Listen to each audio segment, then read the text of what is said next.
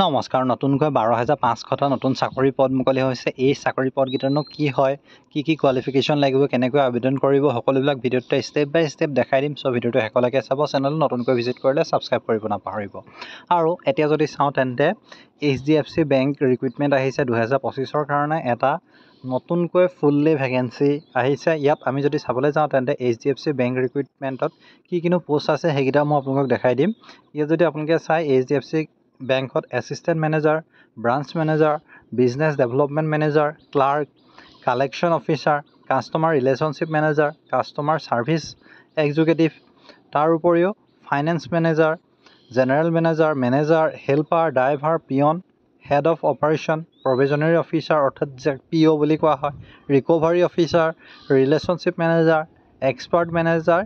Expert officer আৰু network engineer. ইয়াত যদি আপুনি চাই আপোনাৰ 8 পাছো হয় বা 10 পাছো হয়, যদি 12 পাছ হয় বা ডিগ্ৰী পাছ হয়, সকলোৱে ইয়াৰ কাৰণে এলিজিবল হয়।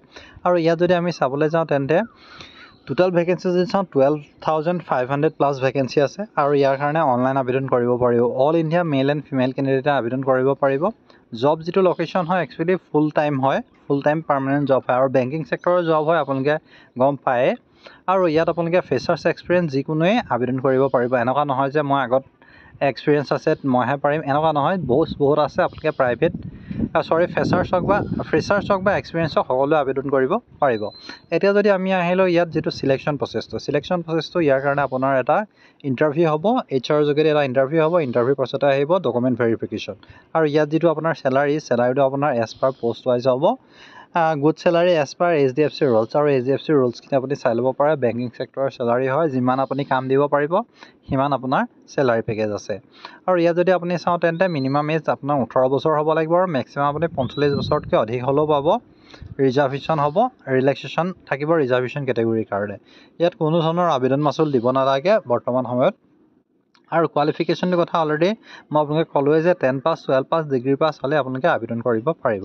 ইয়াৰ কাৰণে আপোনাক কি ডকুমেণ্ট প্ৰয়োজন হ'ব সেইটো মই কৈছোঁ। ডকুমেণ্ট যদি চাওঁ তেন্তে important documents for candidate Aadhaar card থাকিব লাগিব, 10ৰ মাৰ্কশ্বিট থাকিব লাগিব, মাৰ্কশ্বিট পাছ চাৰ্টিফিকেট অৰ্থাৎ 10ৰ এডমিট কাৰ্ডটো থাকিব লাগিব, ৰেজিষ্টাৰ্ড এটা mobile number, email ID, passport size photograph, signature, caste certificate আৰু তাৰোপৰি আপোনাৰ এখন বায়'ডাটাখন প্ৰয়োজন হ'ব।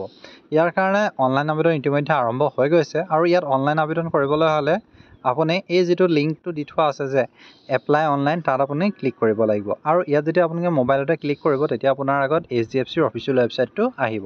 আৰু এই ৱেবছাইটটো আপুনি এটা কাম কৰিব, ডেস্কটপ ছাইট কৰি ল'ব। মোবাইলত যদি চাইছে ইয়াত আপুনি আপোনাৰ ডেস্কটপ ছাইট কৰি ল'ব। ডেস্কটপ ছাইট কৰি ল'লে আপোনাৰ আগত HDFCৰ অফিচিয়েল ৱেবছাইটটো ওলাব। মই আপোনালোকক কেনেকৈ আবেদন কৰিব মই সেইটোলৈকে দেখাই দিছোঁ।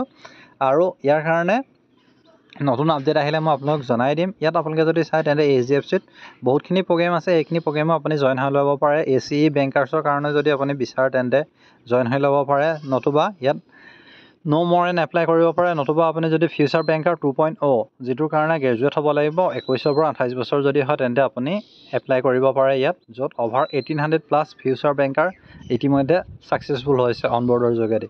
আপোনালোকে ইয়াত চাই ল'ব পাৰে তেওঁলোক কোন বেটছৰ হয়।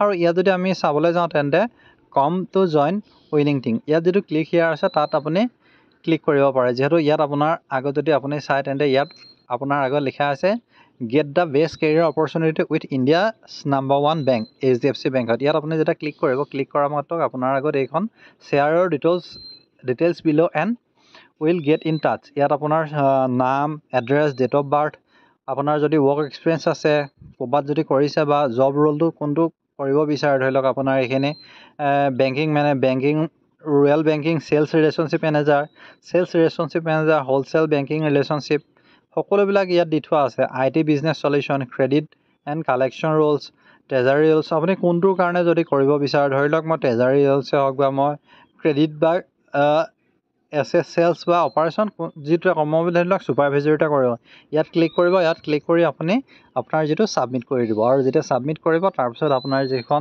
বায়'ডাটাখন, আপোনাৰ যিখিনি ডিটেইলছখিনি এইখিনি আণ্ডাৰ ৰিভিউত আহিব। তাৰপিছত আপোনাক যিখিনি আপুনি ডিটেইলছ দিব, HR আপোনাক কণ্টেক্ট কৰিব। HR কণ্টেক্ট কৰি HR মেইল কৰিব পাৰে আপোনাক, হয়তো হোৱাটছএপ যোগেদিও কৰিব পাৰে। তাৰপিছত আপুনি এটা ইণ্টাৰভিউ কাৰণে এটা ডেট চিডিউলটা ঠিক কৰিব লাগিব যে এইটো ডেটত আপোনাৰ ইণ্টাৰভিউ হ'ব বা এনেকৈ হ'ব, এইটো প্লেচত হ'ব পাৰে, এনেকৈ বা অনলাইন যোগেদি হ'ব পাৰে, তাৰপিছতে আপোনাৰ চিলেকশ্যন প্ৰচেছটো হ'ব। চ' এইটোৱে আছিলে। চ' ভিডিঅ'টো যদি ভাল পায় তেন্তে লাইক কৰিব, শ্বেয়াৰ কৰিব, চেনেল নতুনকৈ ভিজিট কৰিলে ছাবস্ক্ৰাইব কৰিব নাপাহৰিব। আৰু আমাৰ টেলিগ্ৰাম গ্ৰুপটো যদি জইন কৰিব বিচাৰে বা আমাৰ হোৱাটছএপ গ্ৰুপটো জইন হৈ ল'ব বিচাৰে, তাত জইন হৈ ল'ব। তাত আপুনি মোক মেছেজ কৰিব পাৰে। যদি আপুনি কিবা অনলাইন কৰাত প্ৰব্লেম পায় তেনেকৈ মোক মেছেজ কৰিব পাৰে। চ' ইমানেই আছিলে, ধন্যবাদ।